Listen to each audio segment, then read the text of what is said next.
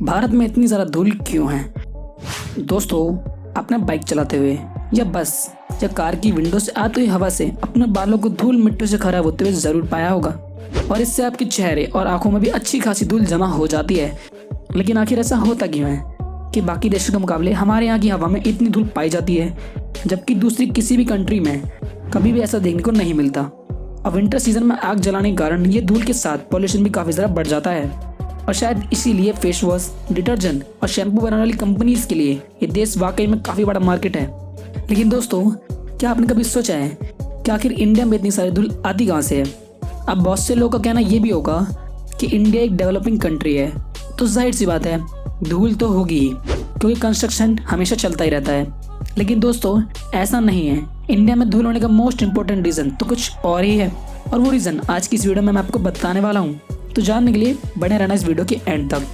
दोस्तों, आपने देखा होगा कि आप अपनी गाड़ी जैसे कार या बाइक को कितना भी धो लें या फिर साफ कर लें और कुछ मिनटों के लिए उसे ऐसे ही छोड़ दें और उसके बाद उस पर फिर से उतनी धूल इकट्ठी हो जाती है। आखिर धूल आती कहाँ से है?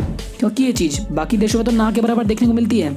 इसका सेकंड बेस्ट कंपैरिजन है कि जब आप किसी दूसरे देश में एक नॉर्मल फोटो खींचोगे तो वो फोटो ज़्यादातर काफ़ी क्लियर होती है और इंडिया में उसी नॉर्मल फोटो की क्लैरिटी काफ़ी घटिया होती है, क्योंकि यहाँ के एनवायरनमेंट में यानी वातावरण में हवा में काफ़ी ज़्यादा धूल मिट्टी होती है और ये मैदानी इलाकों में कुछ ज़्यादा ही होता है। दोस्तों, जिन लोगों को भी ऐसा लगता है कि इसकी वजह कंस्ट्रक्शन या डेवलपिंग है, तो ये बात समझ लेना कि इंडिया कभी पूरी तरह से डेवलप हो भी गया तो भी ये धूल मिट्टी कभी खत्म नहीं होगी।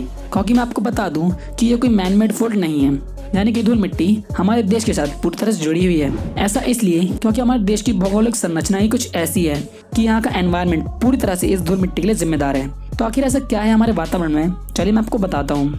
दोस्तों, हमारा देश भारत ही इकलौता ऐसा देश है जहाँ बारिश का एक अलग से ही मौसम होता है, या कहूँ तो रेनी सीजन। जी हाँ दोस्तों, वही रेनी सीजन जिसमें हमें छाता से लेकर बाढ़ तक सब कुछ देखने को मिलता है, जिसे मानसून भी कहा जाता है, जो कि जून से लेकर सितंबर तक होता है। ये बंगाल की खाड़ी से शुरू होकर अरब सागर तक जाता है और हिमालय से टकराकर पूरे देश भर में फैल जाता है और लगभग पूरे देश में बारिश होने लगती है। अब कुछ लोग तो कहेंगे कि बारिश होने से तो धूल शांत हो जाती है, तो फिर बारिश का नाम क्यों? तो सुनो दोस्तों, बारिश ही हमारे देश में 90% धूल के लिए जिम्मेदार है।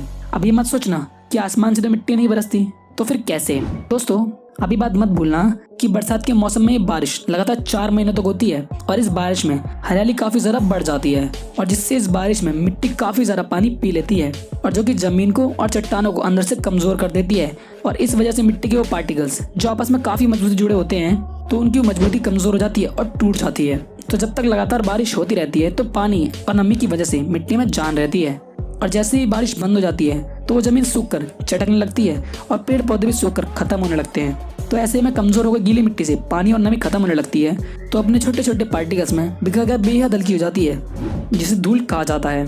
और जब ये धूल जमीन की सतह पर आती है तो एक हल्का सा हवा का झोंका भी इसे जोरों से उड़ा ले जाता है और हल्केपन के कारण ये बड़ी आसानी से हवा में उड़ने लगती है। और जब हवा काफी ज्यादा तेज होती है तो एक जगह से दूसरी जगह भी पहुंच जाती है। अब हवा में इन्हीं मौजूदगी के कारण बाइक चलाते हुए या फिर कार की खिड़की से झांकते हुए बालों और आंखों में धूल भर जाती है और यही मेन कारण है कि यहाँ इतनी ज़्यादा मात्रा में धूल रहती है। अब आप यहाँ पर सोच रहे होंगे कि बारिश लगभग सभी देशों में तो होती है, तो धूल मिट्टी वाला ये प्रैंक आखिर इंडिया वालों के साथ ही क्यों? तो चलो ये भी समझाता हूँ कि सिर्फ इंडिया या साउथ एशिया वाले देश में ही ऐसा क्यों होता है। इसका कारण ये है कि बाकी देशों में बारिश तो होती है, लेकिन वो बारिश होने का कोई स्पेशल मौसम या कहूँ मानसून कुछ देशों में नहीं होता। जैसे कि इंग्लैंड, अमेरिका और न्यूजीलैंड जैसे देशों में बारिश का कोई मौसम नहीं होता और वहाँ बारिश भी इतनी ज़्यादा नहीं होती यहाँ के मुकाबले, और जिसके कारण वहाँ की मिट्टी में हल्की सी नमी रहती है और वो हल्की सी नमी मिट्टी के साथ जुड़ी रहती है और मिट्टी के छोटे छोटे पार्टिकल्स अलग अलग नहीं होते। इसलिए इन कंट्रीज में हवा में धूल या मिट्टी की मात्रा बिल्कुल ना के बराबर होती है।